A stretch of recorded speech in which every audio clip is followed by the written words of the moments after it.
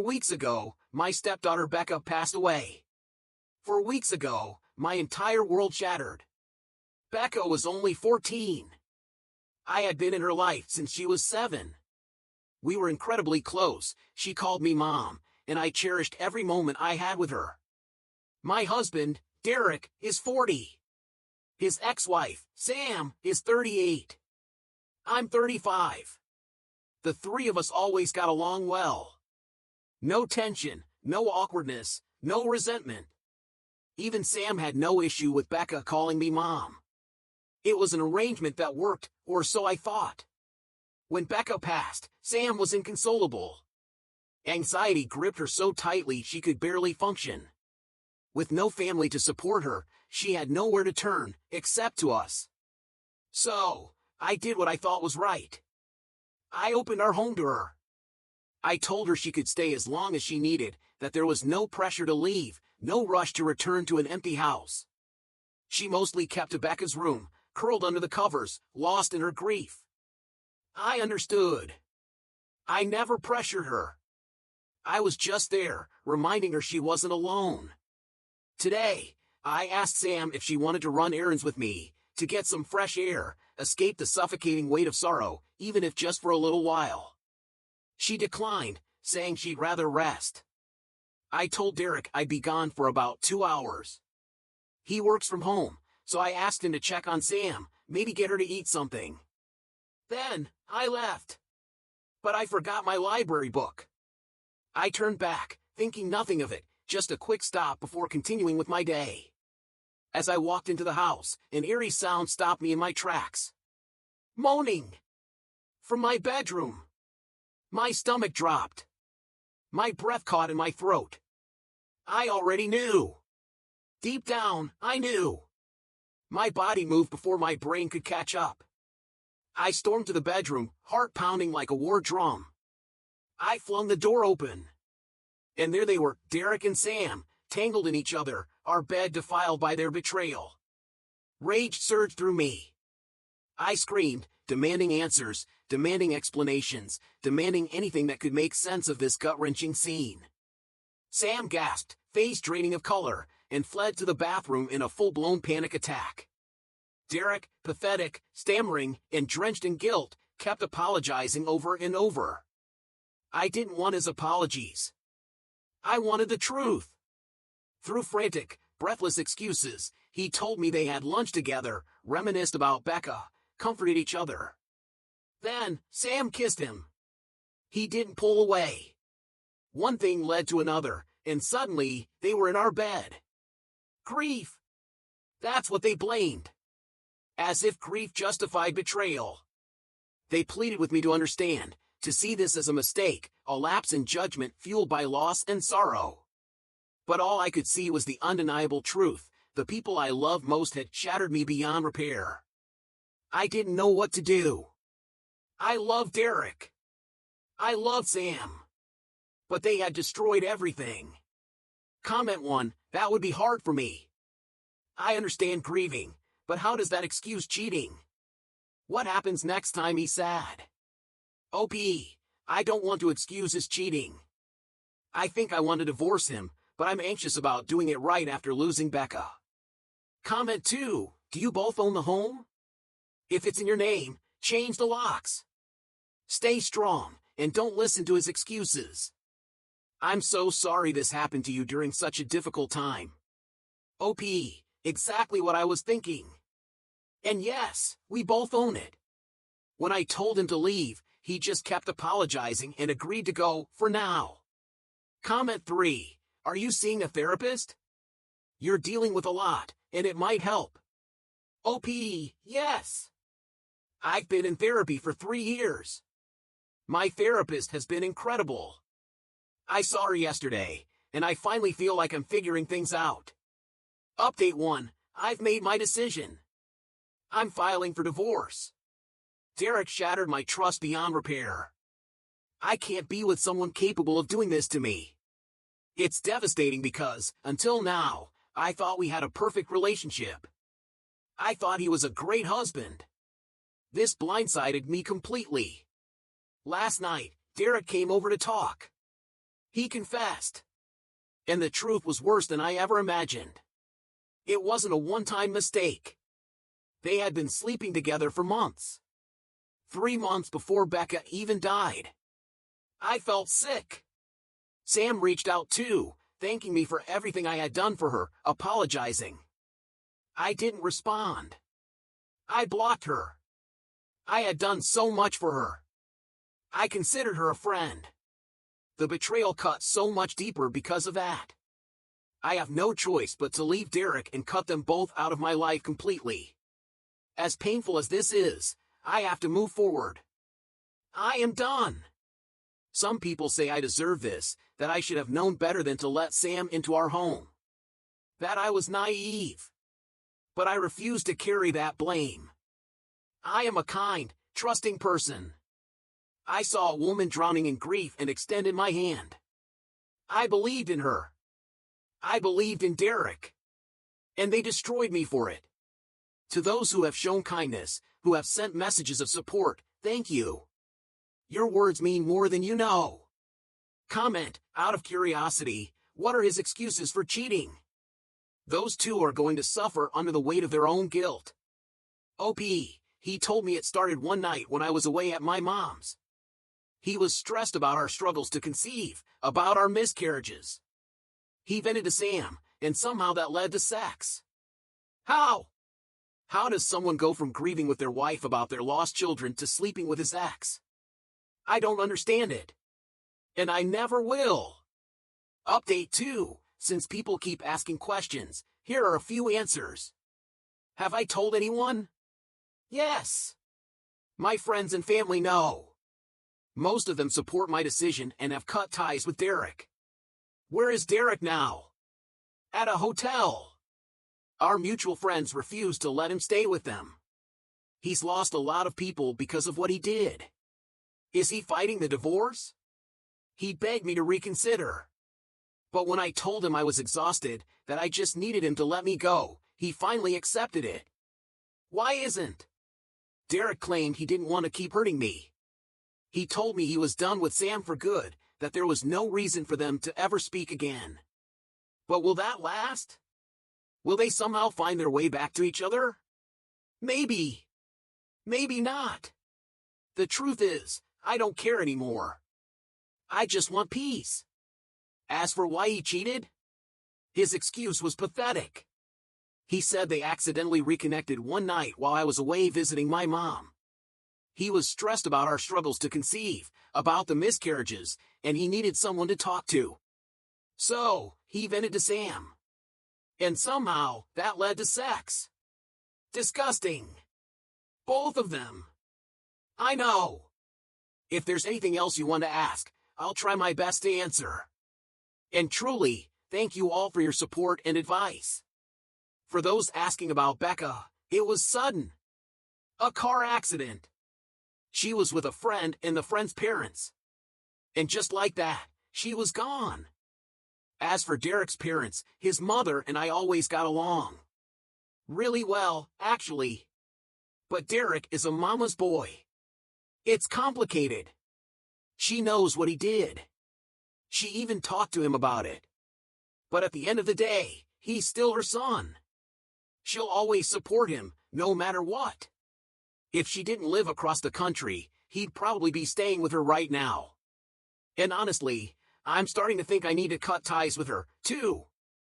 That thought alone breaks my heart. We were close. We talked on the phone almost every day.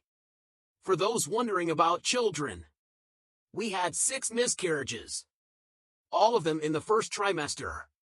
Every loss chipped away at me, but I kept hoping. Kept trying. And now, I don't know what's left. And just as I feared, Derek didn't stay in a hotel. It was too expensive, he said. So, where did he end up? With Sam. Because, of course, she's the only one willing to help him right now. I knew this would happen. I knew it. And still, the reality of them together guts me. But at least one thing is happening. I spoke to a lawyer. We're proceeding with the divorce. Derek agreed. He's not fighting me on it, and that alone is a relief. It's actually happening. My mom leaves on Sunday. The thought of being alone terrifies me. But I go back to work on Monday. Maybe that'll be a good distraction. I hope so. I'll keep updating if anything else happens. And to everyone who has supported me, thank you. Truly. Someone asked how I found out Derek was with Sam. He told me himself. This morning, after we spoke to our lawyers, he texted me. Said he wanted to be honest. I told him to stop. I don't need updates on his life anymore. I don't want to know. And yet, he wanted to tell me anyway. Maybe just to hurt me a little more. How am I doing? Better today, I think. My mom and I took a long walk through the garden. It helped. Becca used to love gardening with me, and for a moment, I felt closer to her. I also went through some of Becca's things. Tucked away in a box at the back of her closet, I found her diary. And now, I don't know what to do. Would reading it be wrong? Would it bring me closer to her? Or would it be a violation of her trust? I haven't told Derek I found it. Should I? What would you do? For those asking, Becca and I were incredibly close. She told me everything, or at least, I thought she did. But I guess every parent feels that way. And that's what makes me hesitate. It's been a few days, so here's a little update. My mom is leaving in a few hours. I'm nervous. She kept me distracted, kept me moving. What will I do when she's gone? Tomorrow is my first day back at work since Becca passed. Strangely, I'm looking forward to it. It'll keep my mind busy. And yes, I did read some of Becca's diary. It made me love her even more. She was such a kind soul. I went back a few months and saw that she had noticed something, Derek and Sam acting strangely. She never wrote about an affair, but she did say it was odd how the three of us spent more time together than usual, without me. I might read more, but so far, it's been nothing shocking. Just teenage musings, crushes, fights with friends, sweet family memories. It's bittersweet, but I cherish every word. Tomorrow, I speak to my lawyer again. Maybe there will be more updates. Until then, thank you all for your kindness. One last update for now. My first week back at work went better than expected. My coworkers were patient, understanding. I'm grateful. Friday night, I decided I didn't want to spend the weekend alone. So, I packed a bag and drove to my mom's. A 3-day weekend with her felt like exactly what I needed. I'll head home tomorrow. And to those sending hateful messages about me reading Becca's diary, stop. You aren't in my shoes. You don't know what it's like to lose a child. I'm not a bad mother for wanting to feel close to her. If anything, I've learned so much more about the incredible person she was. It's how I survive this. How I hold on to her. This will be my last update for a while. I'll come back when the divorce is finalized. To those who have shown me kindness, thank you. You'll never know how much it's meant to me. I'll never forget the moment I realized my life had turned into a public spectacle. I had poured my heart out in a Reddit post, seeking solace, searching for someone who understood. And then, just like that, Sam found it. She wasn't just angry, she was furious. It wasn't long before I received a chilling message. Sam had made a fake Facebook profile just to contact me. She was threatening to sue. You think you can just tell strangers about this? She spat through the screen. Derek supports me, by the way. You should have kept your mouth shut. My heart pounded. Was I not even allowed to vent about my own life anymore? Was I really in the wrong? I just wanted things to get better. I was exhausted, mentally, emotionally, completely drained. And then, as if the universe wasn't done playing tricks on me, Sam appeared in the comments section of my post. She messaged me again. This time, I blocked her. But her words lingered like a curse. More information trickled in. Someone on Reddit asked if I had responded to her message. No, I hadn't. Maybe it was just an empty threat, another attempt to make my life harder. But then, I read her message again. I was scrolling through TikTok, and guess what?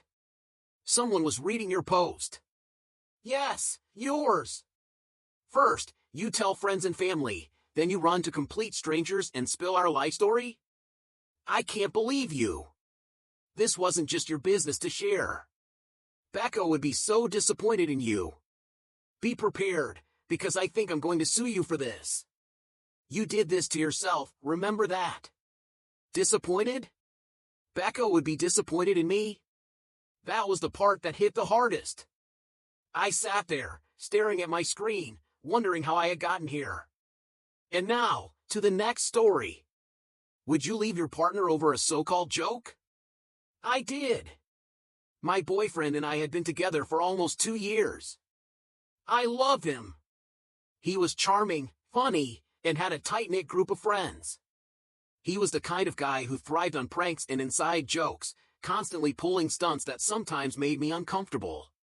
But I let them slide, because love makes you rationalize things you normally wouldn't. His friends were like family to him. There were 2 women in the group, but one in particular, Claire, always seemed to hold a special place. She was beautiful, confident, and shared an effortless chemistry with my boyfriend. Still, he had never ignored me in favor of his friends. He never made me feel lesser. So I told myself I was overthinking things. Then, the pranks escalated. A water balloon fight. Hair dye in the body wash. Whipped cream in oven mitts. All harmless, right? Until he bought a red lacy lingerie set for Claire. He planned to sneak it into her room as a joke. I was horrified. This wasn't like the other pranks. This was something entirely different. Why would you buy lingerie for another woman? I asked, my voice shaking. He laughed. Claire will think it's hilarious, he assured me. She's cool like that. But I wasn't laughing. How would you feel if I gave a male friend boxers? Would you think that was funny? He scoffed. You're being dramatic. You need to open your mind. Claire and I have a history, you can't expect me to just change our dynamic. That's when it hit me. The way he always called her stunning. The way he joked about how she was out of his league. The way he always seemed to light up around her. It had been in front of me the whole time, I just hadn't wanted to see it. I put my foot down. I'm done. You're breaking up with me over a joke? His face twisted in disbelief. I'm breaking up with you because I deserve respect. Claire called me that night. It's just an inside joke, she said, her voice sweet but condescending. You'll understand when you're older. My best friend told me I was doing the right thing. But as the days passed, doubt crept in. Had I overreacted? Was I being too sensitive? My ex made sure I knew how he felt. The fact that I told you about it instead of hiding it should prove I wasn't doing anything wrong, he argued. Maybe I really was the problem. Then, my inbox exploded. My post had gone viral. Strangers were weighing in, calling out red flags I had ignored for months.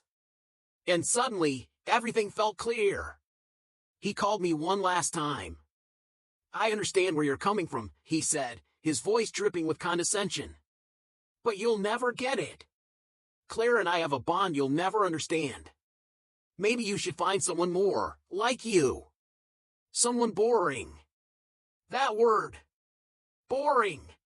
He had always known that was my insecurity. And now, he was using it against me. Kyle, one of his friends, reached out, too. I hope you're okay, he said. But some women just can't handle a female best friend, especially when they look like Claire. That was it. I blocked him. I blocked all of them. Claire never texted. Never called. It was like I had never existed in their world. But I wasn't the one who lost anything. I dodged a bullet. And for the first time in a long time, I could breathe. Thank you to everyone who supported me through this. And to those who doubted me. Well, my ex did the work for me. The truth always comes out in the end.